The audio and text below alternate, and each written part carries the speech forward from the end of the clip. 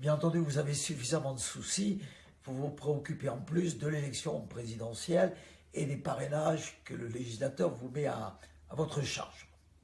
Alors c'est évident, vous devez faire bouillir tous les jours la marmite administrative avec pas grand-chose. Pour l'ensemble de la France, 13 milliards de taxes d'habitation, 15 milliards de taxes foncières, 13 milliards de DGF qu'on vous a amputé en plus depuis quelques années. Et je ne parle pas de la loi NOTRe du mois d'août 2015. Bien sûr, on vous a supprimé la tutelle du préfet, c'était avant la loi de fer, mais maintenant il y a la tutelle de la communauté d'agglo, de la communauté de communes, et la décentralisation est devenue souvent une reféodalisation. Alors je comprends que vous avez d'autres chats à fouetter que de vous occuper des candidatures à l'élection présidentielle et des parrainages. Mais bon, c'est comme cela, c'est vous qui êtes les parrains, et il vaut mieux d'ailleurs que ce soit vous, surtout quand il s'agit de nos communes rurales bien enracinées, plutôt que d'autres. Jusqu'ici, il y a beaucoup de candidats. Le général de Gaulle disait d'ailleurs qu'après lui, ça ne serait pas le vide, mais le trop-plein. Mais ce sont toujours des candidats personnes physiques, et qui ne se sont rarement, voire jamais, des candidats qui portent une idée, ou plus exactement, ce ne sont pas des idées qui sont candidats. Bien difficile de savoir quelle est l'idée majeure, dominante, par exemple, de François Fillon. Quelle est l'idée dominante, majeure de M. Macron? Bon, M. Macron, c'est qu'il fait une révolution, mais la Terre fait elle aussi une révolution en 24 heures sur elle-même, et elle fait des révolutions autour du Soleil. À l'époque du président Mitterrand, bon, on savait, il y avait une idée, il voulait changer la vie. Et le général de Gaulle, évidemment, avait une idée qui s'appelait tout bêtement la France. Et Georges Pompidou avait une idée. Eh bien moi, monsieur le maire et madame le maire, je souhaiterais que cette présidentielle, ce soit une idée, une grande idée qui soit candidate. Quelle est cette idée que je veux porter et pour laquelle je me dis que votre parrainage serait nécessaire? C'est l'idée que notre pays, la France, n'est pas un hexagone. La France est une puissance monde. Par exemple, notre plus grande frontière n'est pas avec l'Andorre ou avec l'Allemagne ou avec la Belgique, mais notre plus grande frontière est avec le Brésil, par la Guyane.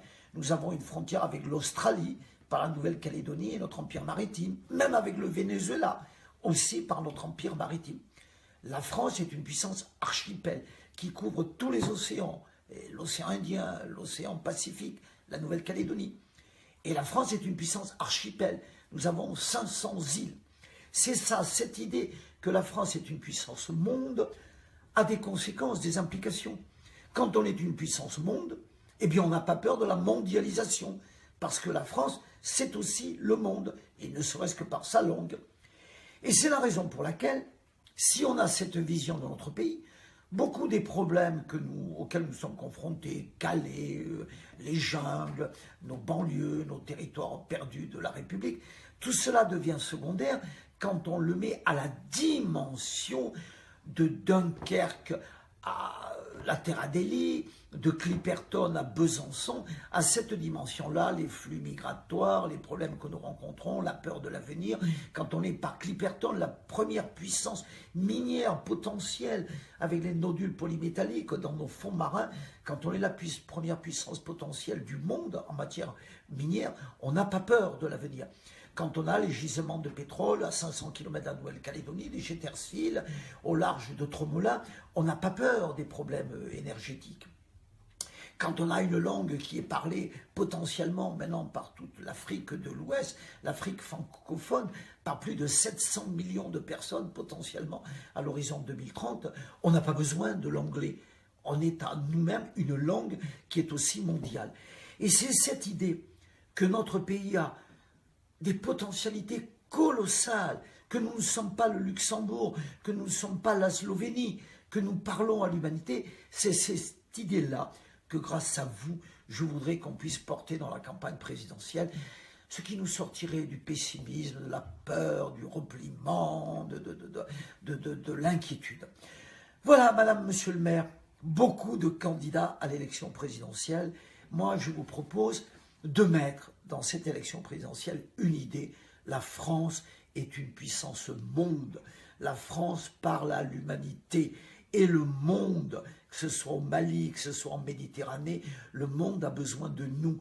Le monde a besoin de la France. La France ne doit pas disparaître et sa voix ne doit pas s'éteindre et elle ne doit pas se replier. C'est cette idée que je porte, monsieur le maire et madame le maire. Et c'est cette idée que je vous demande de parrainer en dépit de tous les soucis bien compréhensibles que vous avez.